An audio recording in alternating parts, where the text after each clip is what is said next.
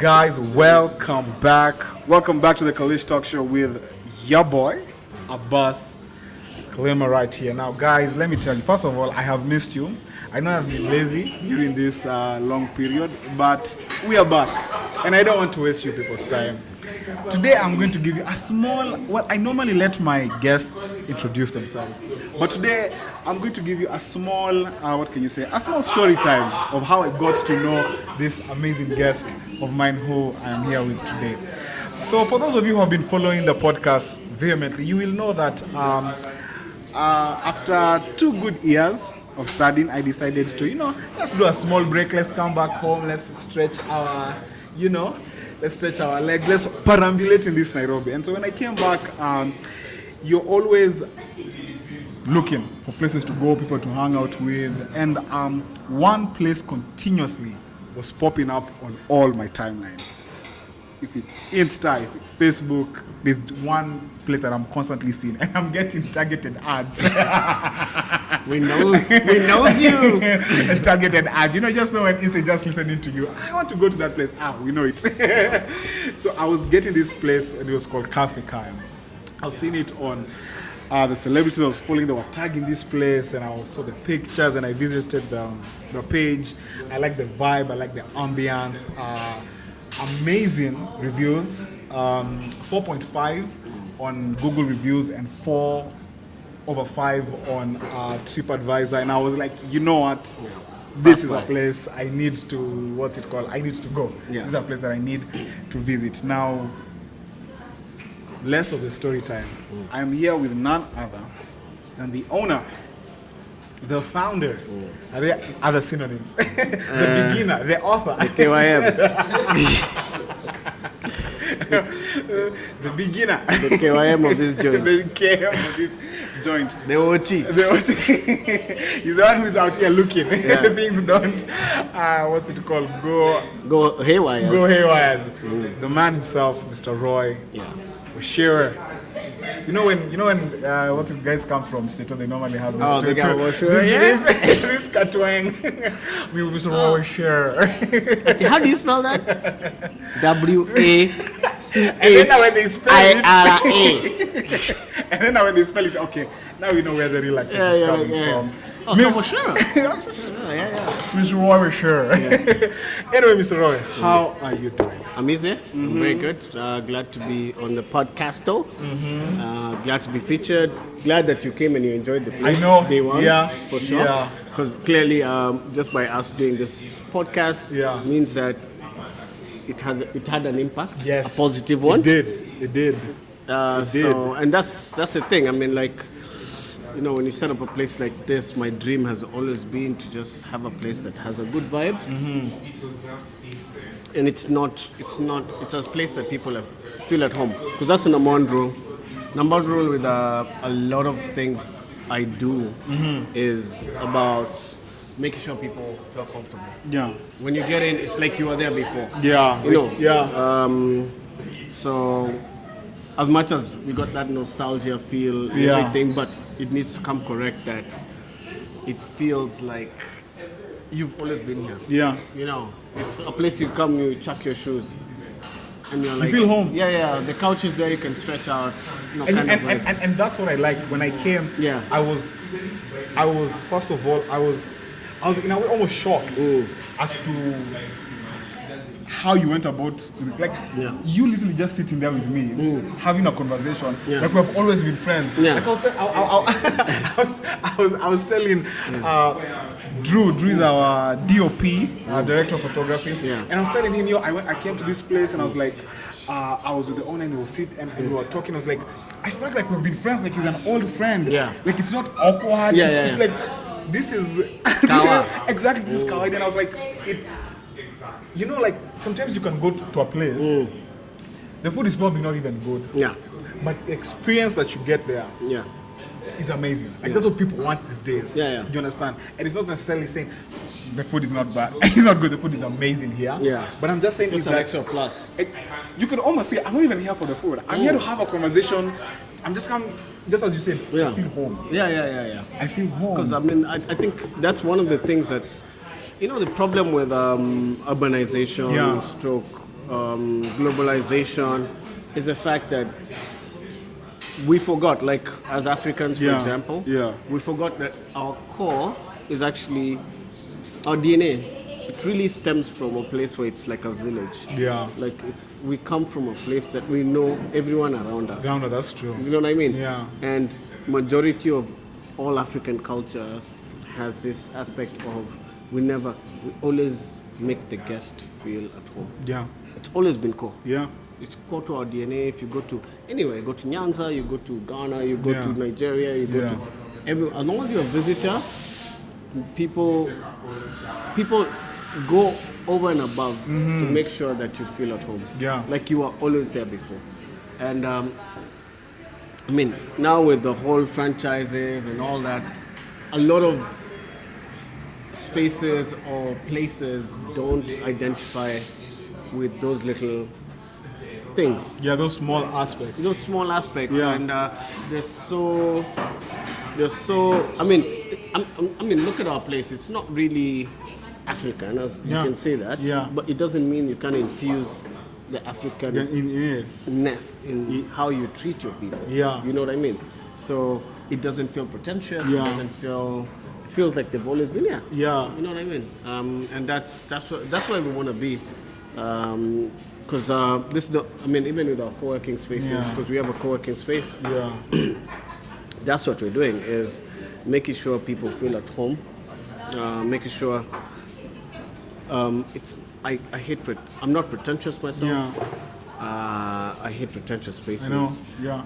I just find that everything in life needs to have a soul. Yeah. You know, because that's where the magic comes from. Yeah. That's what keeps things going for years and years and years, because it has a soul. It's not because it's you can have a good business. Everyone can set up a good business. But if it doesn't have a soul, especially when it comes down to things like food. Yeah. Because it's not just about the food. It's about, this eating is a 365 senses experience. Yeah. Okay? Especially when you come to a restaurant. Yeah. It's about the music. It's about there's so much connected to it than just basically eating. Yeah. Is it convenient? Is it at a price point you like? Yeah. You know, how's it taste? That's even before you go into the taste of the food. I know. You know what I mean? There's so many other things. Just to get you here, was it convenient? Did you feel like you were? Yeah. Were you drawn to it? Those kind of things. Yeah. And I feel like when you talk about the magic of the place, it's because, and as I said from the beginning, it's how does this place make me feel? Yeah. Like immediately when I come in, do I feel like I'm welcome? Yeah. Do I feel that I always have to flag one of the patrons down either to come and get my something, or do I come in, do I feel like I'm appreciated? You understand? And I feel that's one thing that a lot of us, well, not a lot of businesses, especially when it comes to places to eat and stuff like that, we just necessarily feel that, especially now, what's booming in Nairobi is that how does it look on Insta? How do the foods look? Exactly. What filters am I going to put? What color? Like, how does this place look? But not necessarily, the experience behind it. Yeah. Because people don't know that if you can make your customer service amazing, some of these things work out for themselves. Like when it comes to advertising or marketing and stuff like that, people are going to post on their stories and stuff like that. You understand? Rather than you paying probably maybe 100K or half a mil ad, you understand? What's it called? A celeb who probably has 1 meal, comes here, loves the place, tags the place. Yeah. Free ad. Free ad that's been done right there. Yeah. And that's what I think we need to concentrate more. And that's what I loved about this place. Like immediately I walked in. In fact, he said hi to me when I was outside. I was like, wow. I was like, you never, and when you're privileged enough to travel outside, and you see how people do stuff outside, you understand? You see what it does, what people go in terms of customer care, like the length they're going to do to ensure their customer feels at home. Then when you've been experienced to that, like when you see it, then you come back home and you get something. you know, Yeah. you're kind of looking for the same thing. Yeah. And immediately when I came here, amazing. Yeah. I liked it. I loved it. Okay. Now, what we're basically going to be talking about today is entrepreneurship, especially so during this pandemic. Yeah. But I want us to get, first of all, into the first part, that entrepreneurship Part of part, it. the Yeah. part of it. And so many people outside here, so many young people are trying to, or like, we don't want to live in this 9 to 5. Yes, yes, yes. Like a lot of people want to get out of that 9 to 5, want to get out of that, you know, have to come to work and stuff like that. So a lot of people are doing their own ventures right now. Yeah. We had a previous conversation with you. This is not even anything you studied about. Yeah, I did. Yeah. So what, you know, I'd love us to talk about is how did you get into this space of hospitality and stuff like that? I think so. I'd start from. So a lot of like the businesses I've been involved in or I've started have always been a result of a hobby that I have and a hobby that I end up being really good at. And I stop and I think and I'm like, and then there's maybe slightly more demand than personally I can give. Yeah. And then I try and figure out how to commercialize that experience Yeah. and still keep it the same. So, for example, my previous like what I normally call my previous life, I was a photographer, videographer, name it. You know, Yeah. I mean that's all my pictures on the walls. So even with that, I was doing it as a hobby initially, just to post my friends' pictures when I come back from South Africa, Yeah. come to Kenya. When we're in SA, put photos up. I used to do that.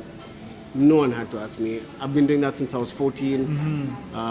Used to go to village market with my Yeah. dad's camcorder, recording like us doing our shenanigans Yeah. at pool bar Yeah. and everything. And I'd just make the tapes, go edit, pass them around in schools. They would be everywhere. And for nothing, not for an income or anything. Just So, do it because you like it. do it because I like it. I mean, Yeah. I used to love sound, Yeah. so I used to rent out sound when I was Yeah. a kid. Yeah. I had my own speakers. I'd make my own speakers from basketballs. Yeah. You know, put a ball. And then guys would be like, "Yo, can I rent it out?" I'm like, "Okay." Sawa. Rent a gari. Guys would bring their mothers' motis. We fix sound in their moti. We go Friday, go on the Yeah. high. Yeah. Sunday, Saturday, after they're bringing back my gear. Yeah. And then the next weekend, you Can do the same. somebody else. Yeah. So, I mean, like, so it's always been an issue of figuring out my hobby, whatever I'm good at, and then, because it's so much easier to get good at something that you already like, Yeah. you know? Yeah. So, I mean, like, I've always told people, I wasn't good in, I was always like 10 bottom school, you know what I mean? Never top. Never top. I mean, I'd top in subjects that I really love. Yeah. Boom. You know, aviation, what I'd really be like Those you'd be amazing. good, Yeah. But then on the regular, everything else, Swahili, man. Bro, same. No, for writing, but I mean, I could talk, but like, I just wasn't great at it. Yeah. So, but the things I was good at, I was so good at. You were good at them. And it's crazy how many people are like that. Yeah. And society doesn't help develop that part. You know, if you're good at art, there's many other ways you can do something. You know what I mean? So that's been my process, and that's how I started. So I'd done some Airbnbs. So I mean, first it was photography, videography, events. Then we went into I was doing a bit of property at that point. Then we did some Airbnbs, which are still very popular. Yeah. And then, so after that, before that, actually, we did co-working spaces. So we started doing the co-working spaces. Yeah. Then I realized that co-working is not about office space. It's actually about hospitality. Because we offered coffee for guys. We still do. Yeah. Our guys get, always an all-inclusive offering. Yeah. Because I found that a lot of people prefer an all-inclusive anything. You know, Where they can get everything. everything in one spot. Yeah. Not. I have to go out and get. So you give me the bed. Oh, but breakfast I have to go. Go, out. that's- Oh, okay. nah. Oh, damn. Yeah. I'm like, oh, okay, sir. So now you're a guy who's come from Finland. Yeah. You're in Kenya. You've settled into this guy's place, and then he's telling you, like, breakfast. You have to go somewhere else. Tabea kule. Kule, And I was just like, man. And that's what people are willing to pay extra for. That's what people remember for. Yeah. All the places I remember traveling and really enjoying. Yeah. I don't remember where I lay my head. If that was the only thing. Yeah. You know what I mean? I remember aspects of, the house owner. The chef was dope. This, yeah. You know what I mean? So that's how eventually we started realizing, even in co-working, we weren't selling space. Yeah. Okay. We were selling a community that allowed people. So a lot of people, they could have paid for somewhere else. They could easily have paid. Yeah. But they were there because of the inclusive service, Uh-huh. of the fact that I know all their businesses, I know where they want to be. When I go out, I'm also an ambassador. When my guys go out, they're ambassadors for them.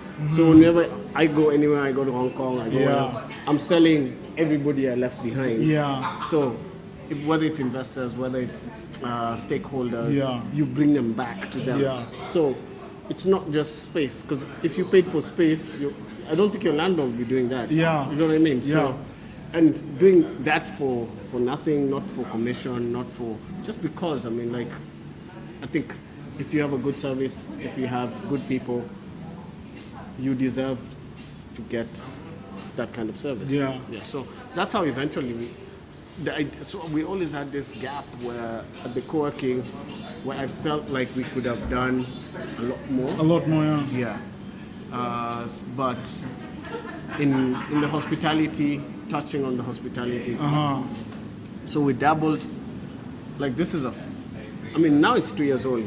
Before that, it's 5 years older. Uh-huh. From the time I tried to start this a lot earlier. Uh-huh. At the different co-working spaces we had. So every single, from our first one that we were at with Dan, who we just met, Yeah. that was 7 years ago. We tried starting a cafe. I didn't have any experience, Yeah. nothing. I was just like, yeah, maybe we can start something here. Let's do something, yeah. Yeah, because my philosophy in life is always start something. If you can, just start something. Do it, yeah. I think people take too much time dabbling, We figuring overthink. out, overthinking. Like, it has to start this way. Yeah, it has Or I to have to start have this all my way. resources before I start it, yeah. And then, so that limits a lot of people from actually starting, because you have this dream of putting everything perfectly together, Then do you start? then you start. And no, It doesn't work that way. Yeah, that's why a lot of people are still where they are, because they're waiting for, that place, I needed 10M, I need my 10M before I get there. Yeah. That kind of thing. And then you don't get there. You don't get only there. see 2, money finds a place to go. Yeah. So I mean, the issue is also being able to just start with what you have. No, it's a perseverance game, because this, especially here in Africa, doing any business is perseverance. I know, yeah. Like, it's Yeah. just every day climbing 2 steps, going back 4. You know, and just being okay with that, and just being ready to stick on the long haul, and just keep on doing that over and over again. Just keep on moving and moving. Yeah, because it's not like the margins aren't crazy. Yeah. Let's get it twisted. I mean, Yeah. like, there's this quote for, an average in Africa. On average, if you want to be a dollar millionaire, or Yeah. even majority of places, Yeah. you need to at least have 10 businesses. Yeah. Some people, yes. Africa especially is that particular place, because it's hard to make tons of money with one business. Yeah. Very hard. Like, it's very rarely You have to- do you get people. Kila mtu akona kinyozi, barber shop, Everybody. car watch. Cows, everybody. You know what I mean? So I mean, like, there's this somewhere, there's like a 10K coming through, there's a 5K. Yeah. Hey, I sell nguo. Boys, There's yeah. this. Hey, I brought some things from overseas. Yeah. There's this. You get what I'm saying? dinner tiles, Yeah. there's that, there's simiti, there's always something. And that's part of, because a lot of people end up looking at guys only at the end. And we forget How you guys started read about from, guys yeah. like Jenga Karume, you Yeah. read about guys, guy was selling cigarettes, Yeah. then he was selling, like a lot of different industries, yeah. because we have our population and our logistically stroke, how Kenya or Africa is put together. It's not, one, it's very expensive to just sell anything across Africa. That's true. The barriers to entry just for ourselves that we've imposed on ourselves. Okay? Taxes and To everything. other people who look like mad. us. It's crazy. mad. You know what I mean? It's so crazy. It's mad. Tutaki kurio zao zikuje hapa. We block theirs, we put more taxes. So you're only left with a very small market that you can really say is yours. Yeah. For a lot of guys, you've been in Stato. Yeah. Stato, how many states are those I can sell products through? Yeah. Without customs, without, Stuff, yeah. You know what I mean? You go to places like Russia, you go to places, big countries, So, and you can see the countries which are the wealthiest in Africa are also some of the biggest. So, like Niger, like when you have Tusok people, when you have Ethiopia, a lot of people, but they're in one space. Yeah. So, once you get something right, It's good. You have gonna a lot hit. of people to deal with Yeah. just before you go to the next country and deal with all the shit that you have to deal with. You know what I mean? Yeah. So those are small things that people don't get to understand. So there's that part where you basically have to try and get so many small businesses going on as such. Yeah. To just keep on going. To just keep on going. Yeah. It's crazy that you say that, and in fact you answered like 3 of my questions that I was going to ask. Oh, sure. Your why, your when, and all Yeah. of this. Now, you've spoken extensively about your why. Yeah. Why you started it, your hobby. It came from that point. Yeah. Now, zeroing in on Cafe Car, on what it's become. It's become a very it's kind of something I really like of how Nairobi is growing. Is that we're really we're becoming very pop culture-ish. Yes. And this is like your place is it's an increasing it's in a lot of people's mouths. Yeah. Now, which is good. So you talk about your journey from your other life when you were doing your photography, when you're doing your properties, and when you're doing all this other stuff. Now, let's talk about the inception of Cafe Kaya. Okay, so of how it came about, why it's called Cafe Kaya. Yeah, so one. So as I said, inception was nearly 7 years ago in my head. Then I pushed it out. What I normally do when I get an idea, I go straight into trying to figure out the logo.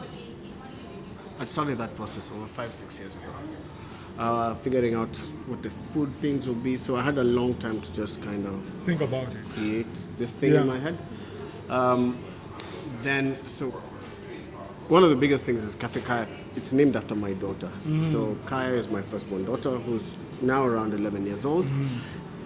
Why I also thought about this biz is because I'd been to a lot of places, and I travel a lot, so I managed to meet a lot of people. Yeah. And a lot of places I went, there's a lot of businesses or restaurants that were actually passed down. You go to places like, I spent a lot of time in Milan.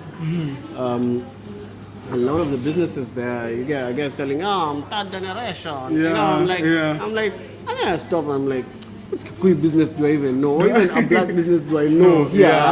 That's at been in third it. generation. Sure. And then even that, Yeah. it's in food. And then the standards are still the same As the guys who first time we started, and now. And now.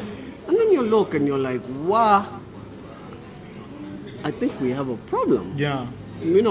So the idea was do something that maybe I can pass on to my daughter. Yeah. Or at least, obviously, I've learned with time that you have to get especially the younger ones involved early. Yeah. So also giving it her name is a big part of that because she has ownership. Yeah. You know, so the day I'm not here, you can't say, you know what I mean? Yeah. But it's still a choice. It's still a choice. I mean, she can opt. I'm okay with her not deciding to go and just do. She wants to be an accountant Or something else. Yeah. It's all good. Yeah. I mean, like, I can't force her. Yeah. But we can put it out there. Yeah. It can be an option. Yes. You know, it can be an option for her to come. Like she comes here often. Yeah. That day I we met her. did. Yeah. we met Very her, privileged yeah. enough to meet Yeah. the So- named owner. Yeah. So I mean, I try to bring her here, talk to people. Just also because even for me, I was engaged in business like really early, just because of the people I hang out with. Yeah. And now, this is her way of maybe trying to get. So like now she's baking. She's been baking. She baked us a cake last That's week. nice. She cooked dinner on Friday. Wow. This ain't no child labor, by the way. So this is just her choice. We're not over there like this. Cook. Yeah. Cook. So, I mean, and even when she comes here, she wants to Yeah. be taught how to make an iced latte, how to Yeah. do this, how to do that. So it's encouraging. I mean, like, it's encouraging to see that it's not only me. Yeah. I mean, part of the involvement, she built, me and her and the guys, we built the tables that you see, the Yeah. tiles. She built that. She has her own piece here, which she cut Nice. from tiles and Yeah. put together. So, I mean, from the get-go, it's not just calling it her, you know. But like there's involvement in it. Yeah. And it Because you know what Kaya means, yeah? yeah. No. I don't know. What does it mean? Kaya means home. Ikaya. It comes from, because I was in SA Yeah. for a long time. So Kaya is Ikaya. Ikaya is home in Kosa. So, and The DOP is the one who should be. He studied in SA. yeah, man. I mean, I've always loved that name, and that's why I chose it for my. Because it's a place of solace, it's a place of rest, it's a place of you should feel at home, and that's part of why we call it that. Not just that it's my daughter, but also why we call her that. Because she's always been that person. When I get, like when I see her, because she's my first child. I feel like I'm at home. Wherever I am with her, I'm always at peace. You know, and that's the same kind of spirit I wanted to embody To here. have here. You know, It's just even before you go on, I feel you've done something that I see. Well, you'll come and see the repercussions later in terms of involving your child early in your businesses and them knowing. Because I don't know if you know, like you have a lot of these big legacy businesses right now we have in this country of ours, or the dad was the owner of the place, then he died, the kids don't know anything, and you have like five, 7 kids, they're all fighting for the place, it goes, It dips. and it dips. Task is, if I'm not wrong. yeah. A lot of these guys, I mean, it's always, and that's a big issue. Yeah. That's a big issue because you see, to build real wealth, Yeah. you need to be passing it down. Yeah. Because the problem we have is we are always creating. So, meaning, even in our culture, the way our culture has been set up post-colonialism has been in a format that dictated that you, as a person, will grow old, leave your parents' house, go start your own life. Yeah. Okay. Look at the issues there. Compare that to most, like for example, I mean, we know a lot of the big businesses here, legacy businesses. Yeah. You can only mention Indians. For It's example, true. It's you true. know, and it's not. Yeah. It's a cultural thing. It's a because cultural thing, The yeah. fact that we can share a house even when you're old, and I'm with my wife, and you're with your wife as my bro, Yeah. and somebody else, and we know there are gonna be difficulties and Difficulties, shidas yeah. and everything, but Yeah. we're okay. We'll deal with it. Yeah. But we're going to Jenga what dad left us. Yeah. You get? Yeah. If you see wherever it is, you Yeah. know, we're going to Jenga what was left. Yeah. You get? And compared to us who will come out, Leave, boom. even if you have kidogo Yeah. that you've been given, you're starting a whole new life. You're trying to buy your own house. You're trying to. So the kind of black tax we're We have, paying yeah. is crazy. Yeah. You know, because like you know, like you and your fam can't stay with your mom and dad. Yeah. So that money goes into the Business. Yeah. and it pushes it further along. And it generates wealth for like the family. You get what I'm saying? Yeah. Versus We have to move out. go, you start another one, dot. So you actually, so that cash comes out of that cycle. Yeah, goes, it goes disappears. You know what I mean? And then you still think you're racing the same race. You know, with people like it's mad you say that, because I have one of my closest friends. Yeah. He's an Indian, and I sit with him and I like having just some weird conversations, and the same thing about keeping the money inside the what's it called, inside the business, because you find an Indian business. You've been to Chandaran. yeah. See the people who are the supervisors, top, all of them, the family. Yeah. Oh, when we're all closing, we're all going to one home. Yeah, we all jump in a van. We're all and jumping out. up and we're all going. jet. We're coming back the same. That's good. And You know, the crazy thing is when you go. The craziest thing when in Africa is when you go for family gatherings and you see how many motis. If you're gonna live Nai, how many motis came there? Yeah, You get separately. Yeah, you get, and it's astonishing that it's even like guys group riding. Yeah. It's hard. You know what I mean? And you know, I mean, like if you keep on fighting, it's important for us as black people to also understand. If you keep on fighting the same way everybody else fought, yeah. and they still didn't beat The system. the system, there's something wrong. There's something wrong, Something terrible wrong. and we're not gonna get different results. You can't get different results, man. You can't. You get. And you see, it's the same thing even when it comes down to even their businesses. Yeah. You know, you gotta be really, really, you need to actually be able to acknowledge somebody else's, the beauty in other cultures, just the beauty. And you pick out the good things that, you know, I mean, like, dude, even in their businesses, That's true. most guys don't buy from anybody else other than initially they'll start with, Yeah. do I know a guy? Do you have a more selling? We're gonna buy from him. Okay, Sasa, we're gonna buy from him. If we're not, that's when we're gonna look outside. Yeah. Ask guys. Hey, Mazi. So I mean, like the thing I really like. So at times I just sit here, and a lot of guys come and they think it's just a Jungu joint. So Jungu owns this place, and yeah, I'm like, dude. If I have to sell, if you came to my place thinking it's a Jungu joint, Yeah. Well and good. you get what I'm saying? Yeah. You get what I'm saying? I'm like, because that's part of us where we still have that, Mentality. that some things like we don't, as black people, we can't build. We can't have this. We can't proper own good this. things. Yeah, you know what I mean? This You can't belongs to a certain detail. kind of people. Oh yeah. no, if a place has detail, no, sisi ni watu wenye Chom, yeah. you know. That's yeah. Hivyo tu, as in, you know, we're not supposed to be sophisticated. We're not supposed to even, you know, to own a certain class of anything. Yeah. And I know, I'm always like, Pops, well and good. well and good. Because I mean, I've always benchmarked my products to be, if I can take this product, the product needs to be so good, I can take it from Kenya. Yeah. If I decide to move to Finland, You can take it the same. plug it in there, and it's still gone. Plug it into South Africa, and it's still gone. Same level. Plug it in anywhere. That's my benchmark of how I look at what we build. So even if you look at the foundry, even if you look at the cafe, even if you look at the work I've done for clients like Safaricom, the rest of the guys, Red Bull, and that's why people, you know, guys come to set up in Kenya and they reach out to us, you know, to do work for them. Because, and we've done work like for Heineken, we did work Sudan,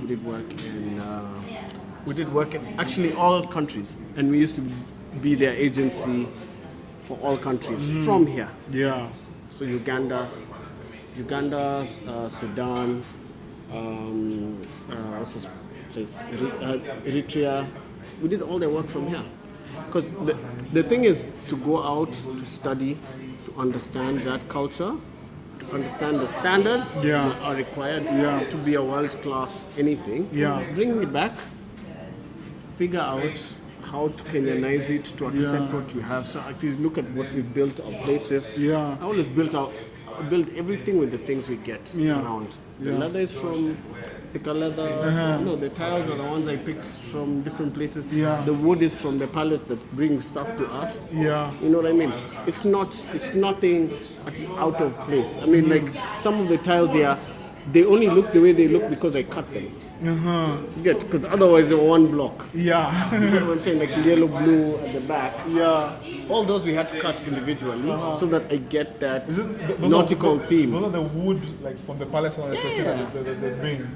Wow. Like nautical. I mean, so so like to get that nautical theme. I mean, some of the tiles are from Naivasha. Like you'll see some squares in between.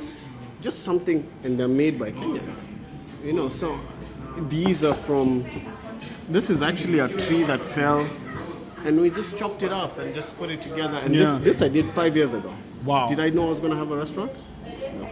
I didn't know I was going to have a restaurant. But I built these tables 5 years ago. I didn't have a base. I had these. They were in my store. But I didn't know I was going to set up a restaurant. A lot of things were built. I just kept on building. I still always build. I like that you say building. So it kind of comes to the end of the first part, as I now want to probably go into like how the pandemic has affected business. Is how do you get to the starting? How do you? Because a lot of I was doing research when it comes to entrepreneurship, and one of the main things that a lot of people don't have is capital. Some of them is like, okay, you have the idea. Okay, what do I do with it?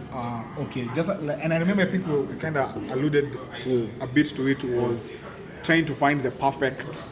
The perfect environment. This needs 10 mil, may don't have 10 mil. I'm waiting to first get 10 mil. So you're probably never going to start. I mean, I have a lot of my friends, who actually went to hospitality, studied, and they've never opened their own place. Do you get what I'm saying? So I think it's an issue of knowing where you want to go, accepting that it could come any different way, and just focusing on the things you have power. I always tell people, focus on what you have power. Okay. The things you don't have power, you let go. Let go. That's true.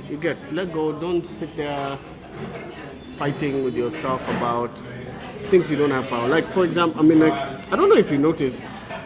So I don't have use of my left arm.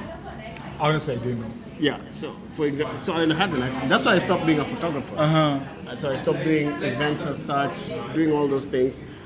So through that, you just learn how to let go of some things. Just let go. Accept that life is over. And that's why I'm talking about this as my second life. Now my second life is the co-working, hospitality as such. You know what I mean? So just to do the little things with what you have, and don't wait for things.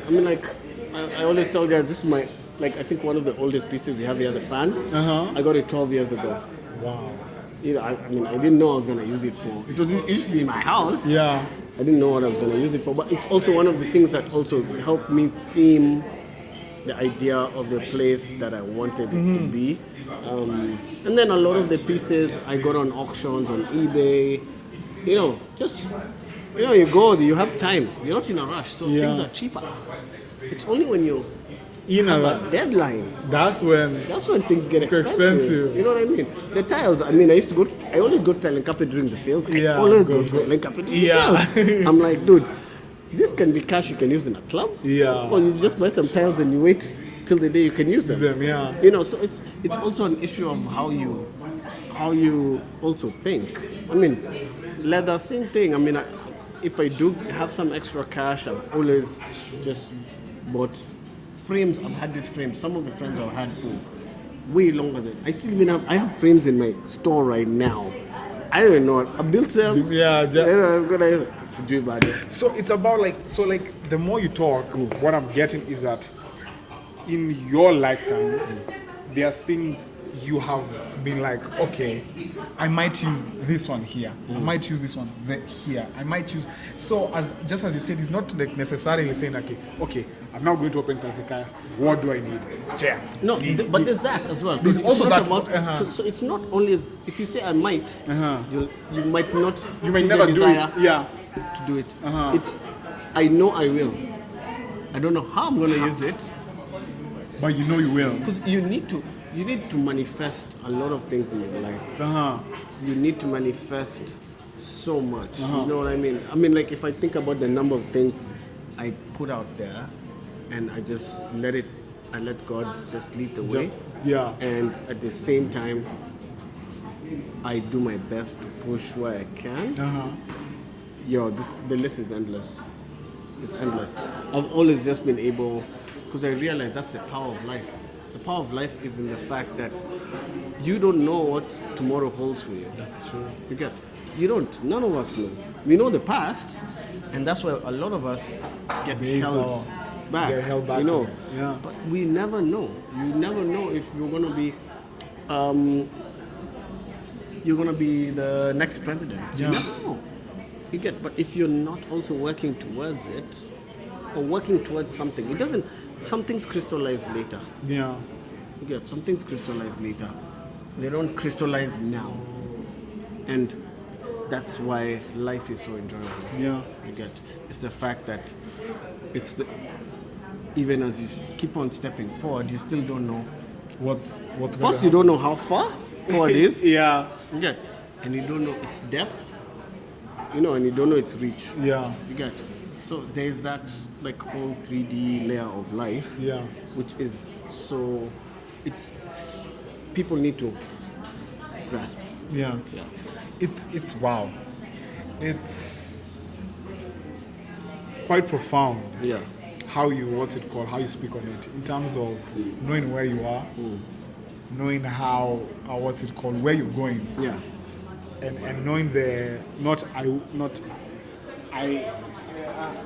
I like how you put it. It's not like, I might, I will. I will. You need to have that certainty of. You need to have it. That certainty of thought that let I'm me tell going to you, do the this. reason that some guys stay, some guys don't. Because I'll give you a good example. Started this place. We opened 2 years ago. Do you know there are days we had one person come through? Yeah. One person come through. A whole day. Come and go. Okay. I'll be just sat there, talk to your team, try and figure things out. Dude, our first year was bleak. Yeah. Our first year was bleak. Yeah. Because the other thing is, sometimes you can be perfect with your product, but it's too early for the market. And that's not something you have control over. You know what I mean? It's not something you have control over. That one, you leave it, and now it's up to the gods, society, and everything else. That's the gamble about entrepreneurship.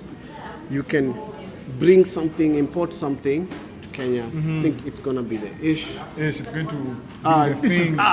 This Research kila kitu with this in a hit. inabadilisha kila kitu. Yake gwele. And then you bring it and you're left with stock. And you look at yourself and you You're wonder left what with the stock. hell, man. Wow. You're left with stuff and you're just like, dude, you're not even giving it out for free because you're paying rent. You're paying for all this, this that, other and that. stuff, You and can't nothing just is give it for coming free. through. So I mean, like for a whole year, actually, our breakthrough came after the first lockdown, after we closed for 8 months. And then, so I'm very stubborn. Like, anybody who knows me, even Dan will tell you. Dan will tell you, I'm really stubborn. You're out? I'm out. Okay. But then I've just watched 1,500 for those guys for happy hour. Okay. Just enjoy. I'll call you. Okay, For this. that's That's So, I mean, sorry. No problem. Yeah. I'm stubborn. And that's Yeah. a good thing about there's a good thing about being stubborn, there's a bad thing about being stubborn. So yeah. stubborn gets you where you want to go. Yeah. But stubborn doesn't keep you there. Yeah. Okay, you have to let loose after that. You have to know where you gotta let loose and just stop being stubborn and listen to others. Because I was very protective. It's named after my daughter. I was very protective about this particular space. Yeah. Very protective. So guys would say, we try this, we try that, and I'm just like, no, that's not us. Yeah. That's not us. That's not us. But at the same time, what had happened was, since I'm very protective, I was very scared. We never advertised our first year. Never ever advertised. Never ever ever advertised. It's been my rule for the foundry as well. Is I never advertise. I'm always more interested in getting the product to be as good as possible with the people that are already coming in, Who are using it? than tell the world, Hey, here, I have this. come through, and then the product, it's not on par. It's not on fire. And a lot of businesses like here end up with that mistake. Where I see somebody who's just got into something, already is advertising. After a while, they are there on buyer beware. Yeah. A guy is causing, I gave deposits, Yeah. all these many things. So the product wasn't good, or this was that. So there's also that part for being able to accept. Like for me, I already knew we need to have a learning curve. Yeah. I didn't understand this hospitality thing. There's a whole story about stock taking, even for my team, because we had just come from an events background. Yeah. It was a whole learning curve for me, our operations manager, our finance manager, because we've been together for 9 years. So to sit there, to understand food. I remember we used to have sessions where we were like, we had to teach guys about wine, we had to teach guys about different types of spaghetti, tagliatelle, what. So I had a lot of, because I travel a lot, so I got a good, but now being able to pass that down. To everyone, yeah. to what's in a carbonara sauce, Yeah. why a carbonara sauce, Yeah. So even if you notice, one of the things that you'll notice with all our reviews, most of our reviews on Google is people talk about my team. Yeah. They talk about our team. Our team knows their stuff. Why? Yeah. Because most of us didn't come from hospitality, other than the chefs. We came from construction, events, very different spaces. Yeah. You know what that does? It makes, if you come from a space you don't know, you really come from a space you know. Yeah. Misijui. Yeah. Okay. So it allows you to be a sponge easier. Like my school where I was in Cape Town, I was in Red and Yellow. I was in a school with a very interesting name. Yeah. For my postgrad. It's called Red and Yellow School of Logic and Magic. Wow. Yes. So logic being the right brain, left brain. Yeah. So logic for one side. I don't know which side is what. I've forgotten. But our motto was always to be a sponge. And that's really been also something that I've really enjoyed. To immerse yourself in something so much. Like I have books, so I know so many restaurant owners. I go to their places, I talk to them.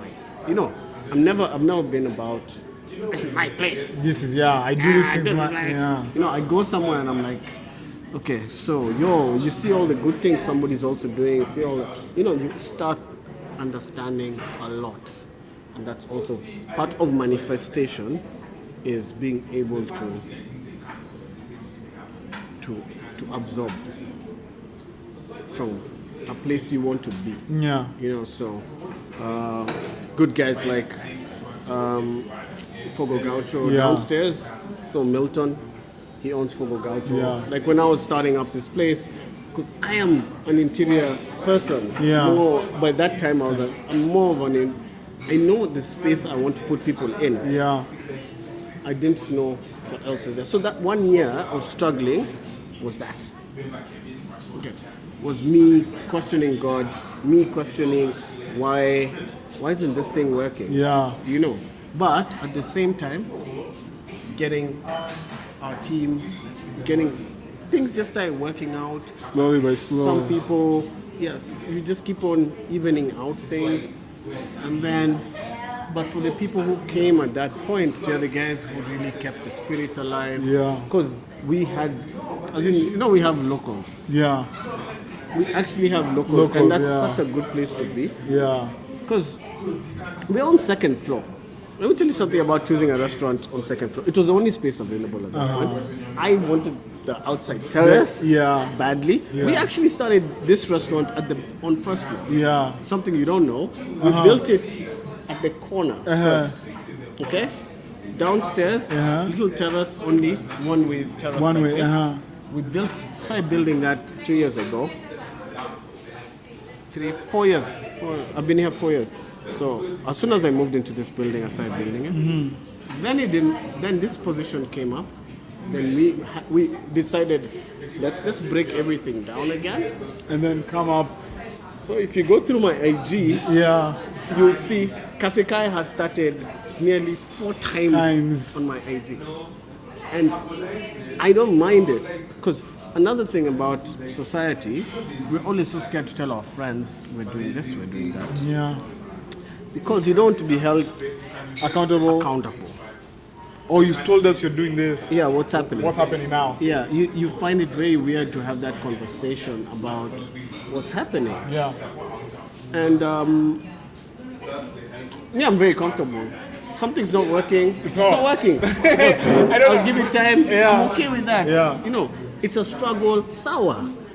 You want to know I'm struggling. Yeah. Sina shida nakwambia. You get what I'm saying? Sina shida. So eventually, now that's how we got To this place. place that you are in right now. And that 1 year, that 1 year was tough, man. Dude, there were days, 3 guys, 4 guys. So after the first lockdown, we were actually closed for 8 months. Because I didn't have the spirit in me to keep on going. To keep on going. I just felt like, maybe God is just telling It's a wrap. It's a wrap. And then, so 8 months, some few things changed. Staff changed. We come back in. I'm like, I'm certain our product is good. I just have a feeling that many people don't know about us. Yeah. Or many people think about us in a certain way. So now we start going into the marketing drill of trying to figure out how to make ourselves slightly more accessible and more approachable for maybe some people. Because I think a lot of people thought we are like super expensive and all these many things, and I'm like, no, we're not. But then when you look at, we got brass, gold. Yeah. It's not your typical setup for something that might look approachable. Yeah. So a lot of, and we're on second floor, like I was saying, second Yeah, floor. second floor. Second floor. Second floor is a floor for. It's a floor for privacy. Yeah. Because no one walks up to a place to second floor. Yeah, unless they're sure. Yeah. So we don't expect people to come as just. I was just there. Yeah. It's not ground floor at all. I'll just pop in. I'll just pop in. Let me just see how you guys are. Bro, then I come out. Yeah. No, it's intentional customers. Most of our customers are intentional customers. Yeah. So they'll come here because they heard about us, and that works in favor with the way we set up, because we're really trying our best to deliver the best, and also it allows for us to get to know our customers more. Yeah. Because it's not so many guys just coming in and out. That's Still, true. it becomes like a mathri. Yeah. You don't even know who came. You've done 8 trips in a day. Come on, whatever, because that's where a lot of restaurants reach, and then you find that people don't acknowledge their neighbor, the customers. You don't feel loved. You don't feel appreciated. I like how now you spoke about the pandemic, and that's where we're about to go. Yeah. So, this novel appears and you know we what's it called? The whole world, you know, goes into people lose their shit. Yeah. You know, Pandemic. Yeah. Pandemic. And our benevolent dictator, Baba J, decides to Close again. you know, he decides to what's it called, to close the basically close the country. Yeah. And the most affected people, of course, you know, is the hospitality industry and other industries, but those that were hard hit were the hospitality industry, and of course Kafkaya being an eatery definitely falls under one of them. How was that? What was the initial reaction, and what were the trickle on effects? Like did you have to, like, for example, probably maybe release some people? Did you have to, like, reduce salaries? Did you have to, how did that look? So there's two. So there's first lockdown, which we closed for 8 months. We didn't know where things were gonna go. But as I said, first year was so difficult for us. We didn't think the customers that we had were enough to warrant even like delivery or any of those other things that people could do. And so the best thing was to just wait for the storm to end. We assumed it should be short. It went up to 8 months. We redid the place. That's what I ended up doing. I just repainted the place. All the things that we had picked out weren't working. Lights, you know, because when you open, you just open. It's very hard to close again when you open. Even when you had slow sales like we did. But then we started redoing that. So after the second, so by the time the first lockdown ended, we were ready for people. Okay. We had a whole new staff set up, which also, I think it worked. It worked. We started obviously advertising, and specific advertising, not just advertising, because a lot of places just advertise. Just very key, specific. Started doing slightly more specials, because the other thing we realized is that we are a small place. We accommodate maybe 55, 60 people. So it's like we were built for this period. Because our place is it's not crowded. And if we just kept reservations, because the first few months when we started, we'd get full to the brim. And I was like, no, Rav, can't do this. Can't keep on happening. And you need a while before you figure out, because I always tell guys, you need to figure out, is this a fad or is this consistent? And also to figure out how to make it slightly less of a fad. So we started restricting people coming unless you reserve. That really helped us from the get-go, because after the first lockdown, people just really wanted to go to a restaurant. I know. It's like, I just want to get out. you know, we created the right space. Our offers for 3-for-1 cocktails. No one else in Nairobi has that. You know, and also reserve. So it meant that we stuck to our customers who were intentional customers. People who, because the thing is, intentional customers, they're the guys who will come. They were the guys who will play the games. They'll also read the books. We have books. We have, so it's a wholesome experience for them. Because that's what they had planned to do. And so there's many places in Nairobi that fit other customers. And where you can just walk in and you'll just have your good time, even if you had not planned. And even ours, I mean, there's still Monday, Tuesday, Wednesday, a lot of guys come. It's not really reserved as such. Those are basically our slow days. And then Thursday, Friday, Saturday. The weekends, And now Sunday, it's really our peak days, just book. And I always try to get people to also book, because also another thing, we realize a lot of Kenyans like planning. Okay? Especially ladies. Ladies love to plan. So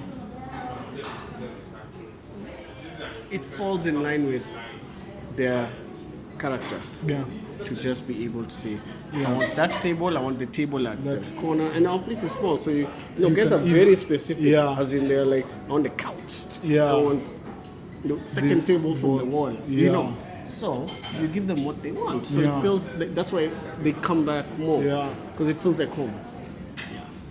It's when it comes to Oh, and then so you're Yeah. asking. So that was second. Yeah. So the second one. Now we've started getting full. yeah. We're just getting into pace. We're getting to the pace of the restaurant that I thought we were always meant to be at from the get-go. Yeah. I'm very grateful that things are working out. Things are just so working out. Like we get people who come, crazy influencers who just come because they like the space, not Yeah. because I invited them. I'm paying them. Yeah. I'm doing this. I'm not doing that. Yeah. They were just honest. They love the place. Yeah, out of straight honesty, just coming through. So when this guy locked down the second time, gosh, I was like, yo, man, dude. That time I'm telling you, because I'm very, like, we look at our stats so deeply. Yeah. Okay? Our stats showed consistency. Yeah. Okay? Even the day he mentioned we were full, the day after we were already pre-booked full. Okay, the Saturday. Yeah. And the Sunday we already had bookings for more than half. Wow. Okay, so you already know that these guys are coming. Yeah. And you know why I like booking is because we can plan. We can plan inside, we can plan our food, we can Yeah. plan our... We just pre-plan quite a lot of things, so the experience is better even when you're full. Oh yeah. You know? So like, Yo. oh, this has run out. You're like, no. Yeah. Because now you know, okay. Okay, They dude. might probably, Yeah. you know, so you have, you know, Yeah, you because there's plan things well. like, you know, a small space. You come, our cheese samosas, which we only make, and we have to make before. Because it's very hard to make them. You can't start kandaing that stuff Yeah, when at guys are that here time. and it's Yeah, full. it's true. You gotta pre-make them Yeah. on the day. So if we know we have bookings, it just helps us pre-play. You know, we need 60, so we'll make those earlier in the day. Yeah. So that they're still fresh. By the time people come, we already had that kind of number. Yeah. So this guy comes through and says that, man. I'm like, what? And another thing was the way our team had reached such a gel point. You know, it's one of those. I think if we had like a plate fall, it would never reach the ground. Wow. Without telling each other, would pom, pom, Yeah. pom, pom. You know what I mean? Yeah. So, you know, people would come. It was, you know, it's like there's unison. There's, Yeah. it's like an orchestra. I know. Everybody comes in. I don't know if you know Miles Davis. So he's my favorite, one of my favorite jazz players. There's an album he has called come on, Kind of Blue. In Kind of Blue, Miles Davis, he tried this one thing, got guys inside the studio, and just told them, when you feel like checking in, check in. Best-selling album he ever had. Wow. Best-selling album. One of my best albums ever is Kind of Blue. Because no one wrote anything. Guys just checked in when they wanted to check in. So that's the kind of gel we had. We had our Kind of Blue moment. Yeah. Where everything, you know, rarely do we have any infights. Everyone's just positive. A lot of people, their lives have their livelihoods have gone up because a lot of them joined us after the first lockdown. Yeah. So they've come from a place where things were so So desolate. bad. Yeah. Like, it was just, they were so happy that things are just like coming back up. Yeah. Because a lot of our guys, we're all like, I think most of them are under 30, 35, 30. Yeah. So, yeah, so he says that I'm just crushed, gutted. Yeah. I'm just like here trying to talk to my customers, tell them bye, sayonara till I don't know when. Also, it was so instant. We have tons of food. We had bookings. So we had so much money. He had not even given guys No. that weekend. It was like, done. 12. I'm telling you, the amount of stock you bought because you know the weekend's coming. Yeah. Things like cheese, things like ham, Things that need to bacon. be consumed mapema. Yeah, but also they just hold money. Pombe. Like Pombe especially. You know, Pombe is just like a small thing. That thing could be like 100K. 100K. You know what I mean? Yeah. So there's a lot of like stuff like that was there. And then you've just been shut down. And this was one of the probably your most busiest weekend that you had for a while. For a while. Bruh, I cried. I cried. Had you seen my post? I did. Okay. I don't know how I even got to say. I think it's when I followed you. I was just going through your your Insta. your page. Then I saw that. Then I first saw the K24 and I was like, hey, it's real K24. Yeah. Then I was like, oh, why were you in K24? Yeah. Then I saw now the the video. Yeah. Yo, because I had just reached the point. Events business is nothing There. going on. This now you've just been told chill. Co-working, same issues. We had to shut down one co-working space. We had 3. We had shut down one during the first pandemic because our main client had to leave. Yeah. And by that time, they are accommodating a lot of space. And our landlord just really wasn't understanding. Yeah. And anyway, my lease was ending. Yeah. So I was just like, yo, bye-bye. I'm out. Yeah. I didn't want to risk that anymore. Yeah. Same with our first ever space. It was on pause as we were trying to figure out what's happening. So, and then our space here at Viking House, that's the one which was active. So there was just a lot. I mean, like here at Viking House, we've had the whole road construction outside. Yeah. It's changed so many elements about this. Yeah. You build a business like this, it's a bit long term. You know, you want to be here 10, 20 years maybe. Long, yeah. You know, by the time you do this kind of setups, then it doesn't, like things don't just look like they're panning out. So there was just a lot of like, you know, a lot of depression. I mean, how could I say? What's the feeling when you just can't see the light? You know? Yeah. Yeah, you just can't see the light at all. And you can't see the light not only for you, but even for your other guys. Yeah. And like I said, we are an orchestra at that point. Yeah. Things are working out, we're gelling. We've gotten to a point like, you know, everybody kind of knows what they're doing. Yeah. And they're doing it to the best of their ability. You know, and we're doing this together. So it's a continuous like push. A synergy sort of. And then somebody just, you know, they say what? When a moving object meets an immovable object. Yeah. Now that was us. That was us. So, yo, that was crazy, man. I broke down. I broke down because I was sat here. We were having our last drinks with my team, and I was just like, I couldn't believe how we were not involved, just like we weren't involved as restaurants or anything. We have been trying to keep all these limitations, limits, everything. Low numbers. We're not having standing customers, nothing. Yeah. No one walks around in our place, you know. Everyone's sad, you know. Then, I mean, all these things, and then you target us. Because you start feeling very, very targeted. That's true. Because I'm like, maths was still going on. I'm like, maths have jazz at concert now after you put the deadline to 7. You get maths what? Chrome, yani. You know, that's so full of people. And you're like, boss, hata our sumbui COVID license, or sumbui nini, what are you trying to tell us? Who we're doing our best to do whatever we can.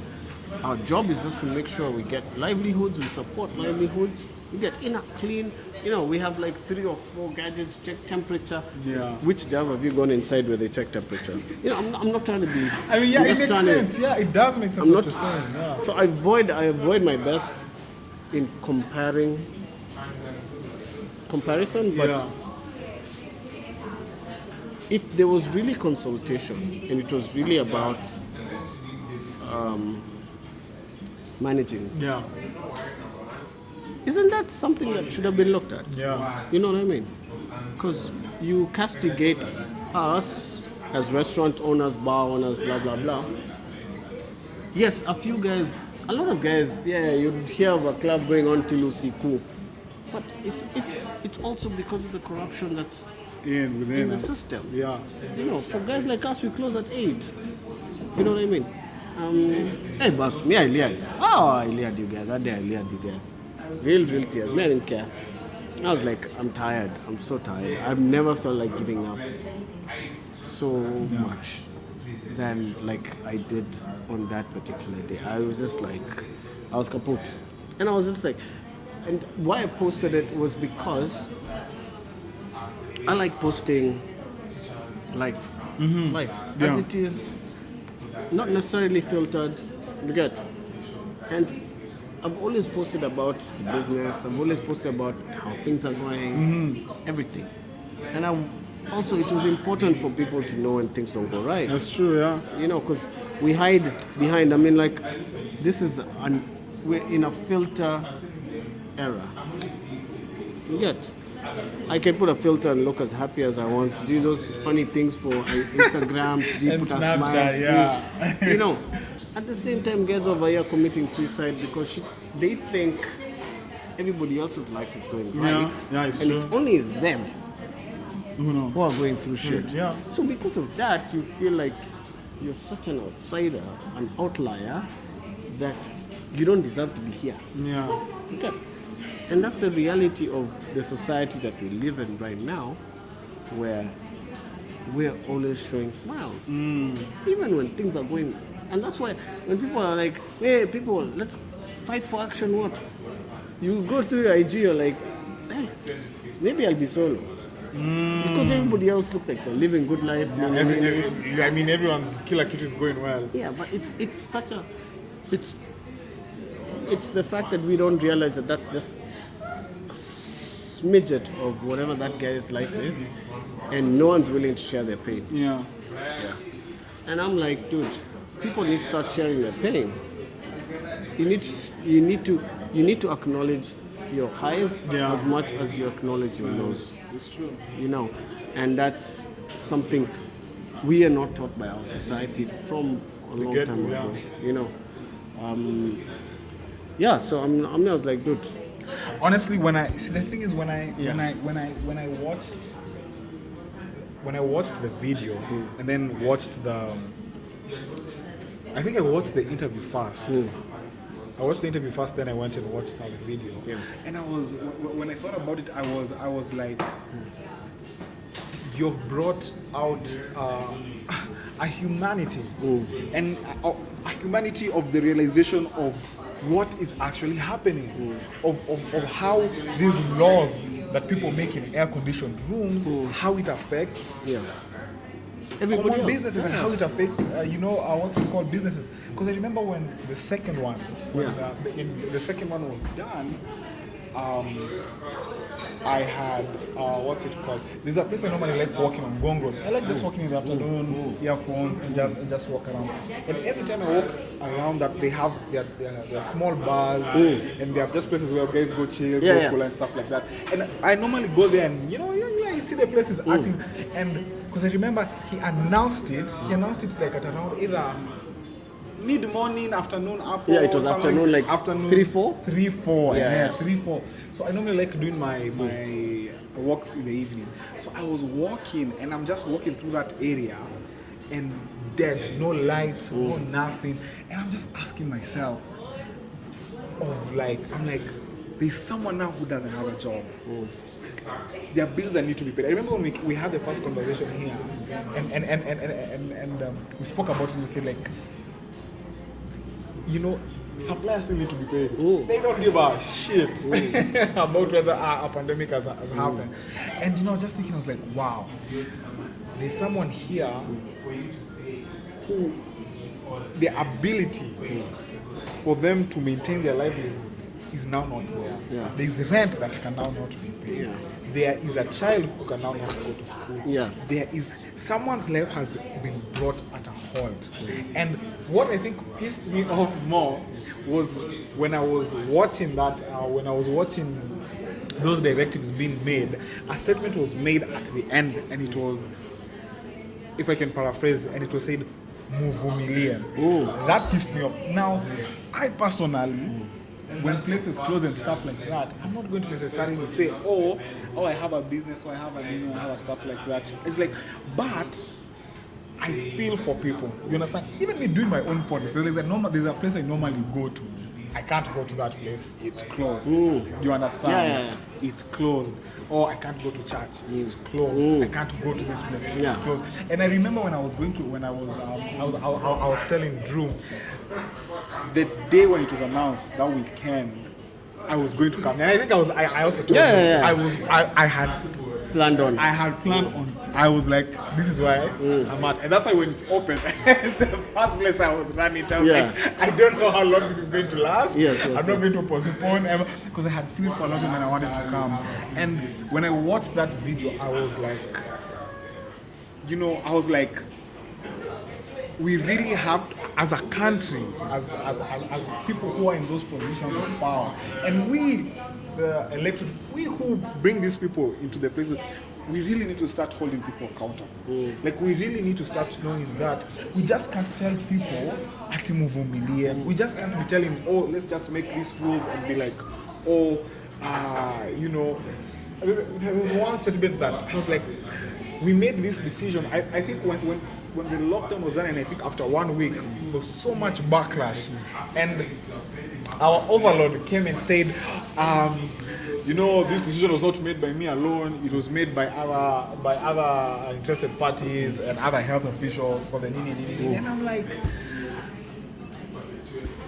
that's not what's happening on the ground necessarily, because as you said, there were some restaurants that were still open in like those government places and stuff like that. So why is there a rule for one person and a rule for another and a rule for another person? And watching that video made me realize that. It made me realize that there's a humanity in it, and just as you said, sometimes we want to show our high moments.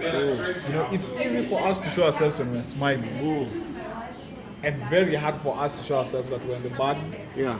Sometimes when the bad things are happening. And I mean, it's not that we're saying that we're meant to what's it called? Wine. We're not meant to whine. We're not. Like, there's a part of you as a society. You need to also call out things. We don't call out things. It's true. We're the Vumilia society. You know what I mean? We actually just, things go wrong. 2050 corruption scandals. It is what it is. Hey, you guy. So you move on. You know what I mean? It is what it is. That's what we say. So it's important for guys to realize that you can't just allow society to decay without your voice also being heard. Because you are society. We can complain about society, but we are society. So we contribute. That thing for, I always like this quote for, if you think you're small and you don't have an impact in society, try sleeping with a mosquito in the room. You won't sleep, man. You won't sleep. And that's an important way of looking at life. So if we have a lot of mosquitoes, at least we can be a force that, social change for us doesn't have to come now. A lot of social change takes a long time to happen. And that's the thing. We get frustrated because we expect, we put this leader in, things will change. Things haven't changed. You get? And I'm like, bruh, if you read about the civil struggle, if you read about even the struggle for independence for Kenya, you're talking about, guys went to jail for 10, 15 years. Then they came out. Then so, I mean, like, I don't know. We are so many those 10 years. Like, those are like after weeks. That's long. We're in this insta society of ours. We expect change immediately. Once I send that competition that has been sent to the WhatsApp group. Change is also incremental, and it's small. And it takes a while to just happen, and we're not doing it for us. You get, that's a very important thing. We're not doing it for us. We also we're doing what the change we're asking for is for our kids. Yeah. You get, it's for our kids so that they can find a different policy in place. Yeah. You get, if you do things for yourself, you will never go anywhere. You need to do something. It needs to be an outward thing. An outward thing. You get. So that it has an impact. Yeah. So that it's long lasting. Whenever you do something for yourself, the rewards are very short lived. Yeah. So we also need to start getting to a point we understand that the solutions we want, the implementation of good roads, we won't change our leaders now. Yeah. Okay, we'll change some. We need to change a few of them, but eventually, we keep on changing. We can now start seeing policy change happening. Yeah. I mean that's what's it called? I think that's the what's it called? The back of it all in terms of changing how we do stuff. Yeah. Changing how we changing our mindset. It comes all from and linking it up now with what we're talking about in terms of entrepreneurship is changing how we view stuff. You understand? If there's one thing if any of you is going to stay 1 hour 20 minutes and listen to this is for you to realize is that if you really want to be where you think you're meant to be, you need to change the way you start thinking, change your mannerisms, your habits. What are those things, as we finish, what are those things that you do on the daily basis that you think make who Mr. Roy is right now, who makes him able to start a cafeteria, to do the foundry, to do the stuff that he was doing? What are your what things do you normally do? I mean, one of the things is I really value time. Time. I try and make sure I do very. How can I say? I don't just do things. I try and make sure that it's very. If you read about 10,000 hours, guys like Tiger Woods, guys like Warren Buffett. Anyway, I actually have this Time magazine that I kept, and it talks about 10,000 hours and the rule for 10,000 hours. And it's not just doing something for 10,000 hours. It's also making sure that whenever you're doing something, if you're good at tennis, it's about, or like for example, Kobe, Michael Jordan, people I relate with easily, and many others do. They would go, Kobe would miss a shot in a game, and he'll go and replace it with 1,000 shots in practice. You get? And it has to be 1,000 from around the same area, so that he can. So it's called. How am I forgetting the word, man? It's like targeted practice. Yeah. On that one thing. On the one thing. You don't just doing it until you can't miss. Yeah, it's not doing it until you miss, but doing it till it becomes natural. Till it becomes very natural. Like now, I've done my 10,000 hours in a few different. I used to be a DJ. Yeah, you told me. Yeah, I used to be on radio. Yeah. I've done so many different things. But like now, for example, photography. I've done what I'd consider my 10,000 hours before my accident. Now, I mean, all these pictures I took, most of them on my iPhone. Yeah. I don't use any other camera these days. Yeah. I don't need another camera. But if you look at the pics, you'll still be able to tell. You'll think it's a camera. Yeah. So, it's a 5D or something of the sort, because the skills, even all our pictures for the cafe, I shoot on my phone. I always thought you had a camera and stuff like that. Yeah. Nothing. I'm I just shoot on my phone. All the content I shoot on my phone. The rule is always use what you have. Use what you have, yeah. Use what you have. Just keep on going with what you have. So I mean, that 10,000 hours, making sure you put input into this thing called life and whatever you're really gonna try and be good at. That's for me one of the things that I do consistently. And then knowing that as much as I put in all the effort in the world, it's not always about only me. Get? It has to be. It's also about. It's also about. It's also about luck. Get? And making your own luck. So there's that thing for making your own luck. Making your own luck, Yeah. But then also accepting that there's still even there's, you make your own luck 99%, but you still need that one. You get just the right place, right time to get things going. Wow. Yeah. Now, before we finish, what's the next step for Kafika? What's your career goals? What's the next? So I mean, next steps is definitely okay. Might start something else. God willing, just maybe in a month or 2 or 3, maybe open another cafe kaya,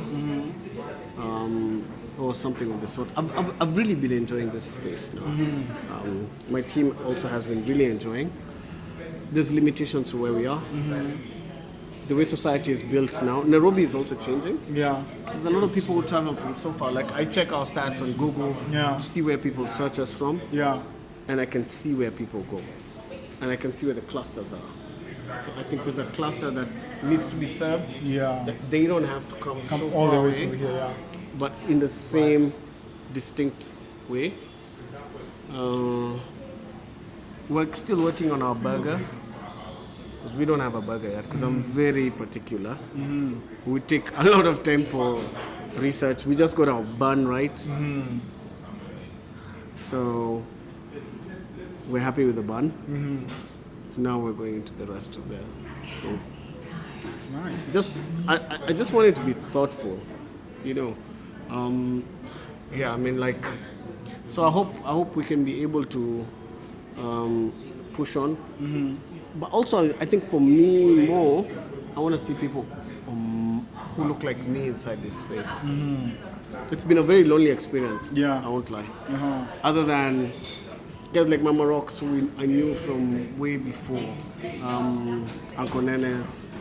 There's not been a lot of people who look like me, who are my age, Doing who we this. can exchange Ideas and see where the flaws are, where the growth is. And as with the thing with COVID, it's shown people they have to do their own thing. Now I'm just praying that policy changing, because that's what I'm trying to work on now, is trying to make sure that there's policy changes there. You know, because even right now, even in the group for restaurants, you can see things haven't changed. Yeah. Because like the numbers speak for themselves. Like we have a myriad of, we don't have a lot of like black people actually speaking on behalf of black restaurant owners. Oh, okay. For example, so and assisting with developing policy, because it's one thing to complain that things don't change. Yeah. But as Mahatma Gandhi says, you have to be the change you want to see. That's true. You get. And like I said, I'm not doing it for me. I'm doing it for generations to come. Because as long as it becomes easier, it should be easy to open a restaurant. You know, food is an essential. It's one of the top tier things in Maslow's law. I mean, like, it's a top tier item. So, if we don't make it easy for people to get into this space, we can't grow this space. That's true. You know. Yeah. So, and we want to make things cheaper. Because another thing people complain about is how expensive restaurants are. But because the policies are so negative, so against even just regular policies. Casual, you get.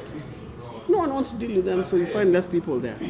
But now we want to come through and just be like, okay, let's implement different things. Let's talk to the stakeholders. Let's not be solo. No, because that's the one great thing about COVID is it's brought restaurants together. So we have a group. We're pushing agenda. Next week there. Actually, tomorrow we're having a meeting here with most of the restaurant owners, trying to set up an agenda, policy. Because I'm not about complaining. I'm about saying, let's sort it out. Let's stop complaining. Let's just start something. Get something going. If it fails later, sawa, we're not. But you've we're done not it. gods. Yeah. You know what I mean? the power in understanding how life is also understanding how powerless you might be to the future and how powerful you are right now. You know, present, you're very powerful. Yeah. The rest, you don't have. On that one, you raise your hands. You leave it, yeah. And that's important for people as an outlook to life. Yeah. That's amazing. Yeah. That's amazing right there. We have most definitely come to the end. end. Yeah. To the end, finito. This has been a learning experience for me. Yeah. Learning. I'll just like just sponge. Yeah. Just you know. Yeah, exactly. It's been amazing. Yeah. You know, to have this conversation with you. And sometimes people might say coincidence. Sometimes people might say maybe God, but I'm very happy to say that this year I came to this space and I met you. Okay. It's amazing. I absolutely like it. It's my words are normally it's amazing. It's simply as simple as that. So before we close, do you have any parting shots? A parting shot to tell anyone who may be listening, any budding entrepreneur who is thinking, you know what, I'm tired of this 8 to 5 years. I'll say the strongest line I normally tell people is just, start something, start with what you have. Motto even at the foundry is always start something, start with what you have. Yeah. A lot of people start where you are. Grow where you're planted. Grow where you're planted. You know what I mean? So if you find yourself, I found myself here. Space was available. Always wanted a restaurant. Things were just right. Like, look at my neighbors. Have you seen my neighbors' palm trees? Yeah. Like, it's just perfect. They're like, I know. That's like, it's just perfect. Yeah. Like, you know what I mean? Like, when things just come through. Adds to the vibe. Yeah, to the vibe. Yeah, I'm like, I didn't choose for the guy. He's the neighbor. But I knew it. I know. Our logo is actually a palm, because I love palms. I know the palm, Yeah, so, just grow where you're planted. Yeah, look for the best thing where you can. Yeah. The future of restaurants, I think, for a lot of people will be,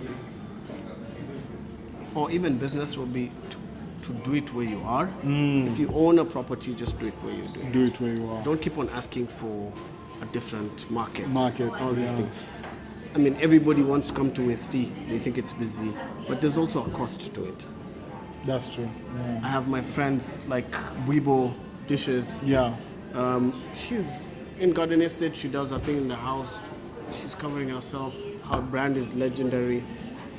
So you just grow where you're planted. Grow where you're planted. That seed in there. When you drop a kamei seed, it just mayors. It mayors. It mayors where it is, but then ask more questions. That's the magic of life. We don't know what happens within the ground, but it grows. It pops out. Yeah, because I think we're Danganya. The world has changed so much. Everything that's close is far. Everything that's far is close. Yeah. I can order things from Philly now, and they come in like a month. Yeah. On Amazon, the same way my boy who's in Philly can order. You get so. Yeah. Let's take advantage of all these aspects that are there. Yeah, let's take advantage of that. Yeah. You guys have heard it right here. Grow where you're planted. Yeah, grow where you're planted. Thank you, Mr. Roy. You're welcome, man. Thank you thank you very much. It was an absolute honor to have you. This is probably one of the very few podcasts where we have. I used to do visuals and I stopped because I got too bored. Then I was like, I'm going to do one with the owner of Kafa. I was like, let's switch it up. And so I have my boy, Mr. Drew. Thank you, DOP.